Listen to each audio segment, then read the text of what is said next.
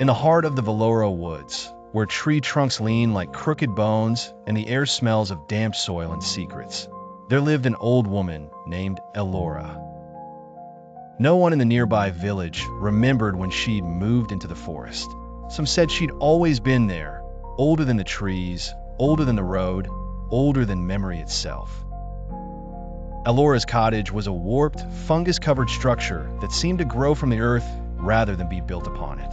Tall nettles and brambles clawed the windows, and the roof was suffocated under a layer of moss so thick it pulsed when it rained. Village children dared each other to touch the edge of the forest, but never ventured past the ancient tree known as Dead Man's Post.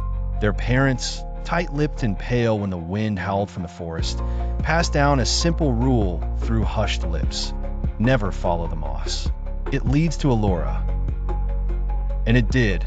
Long strands of bright green moss crept across the forest floor like tendrils, always pointing toward her cottage. It never grew anywhere else in the forest, only in that one path, refreshed overnight, no matter how often it was burned, cut, or cursed. One rainy season, a widow named Mirela moved into the village.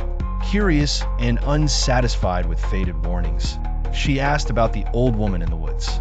Most warned her away with trembling hands.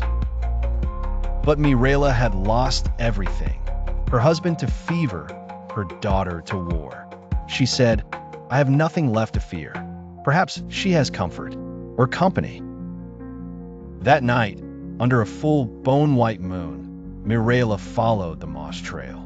She expected twisted trees and echoing bird calls. But the deeper she walked, the quieter it became. No chirp, no wind. Just her footsteps and distant wet breathing not her own.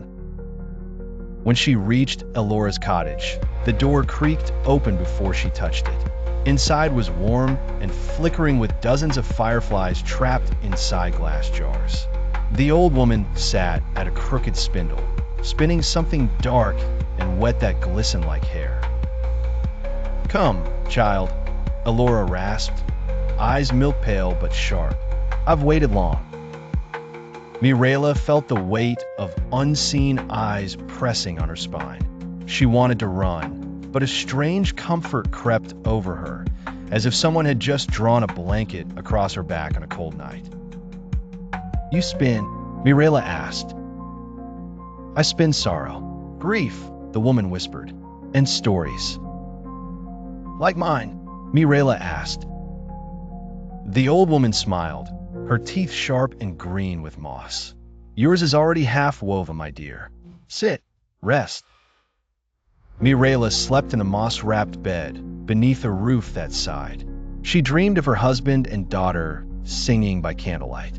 But when she woke, she could not move. She was wrapped in thread, soft and heavy, her breath tight in her lungs.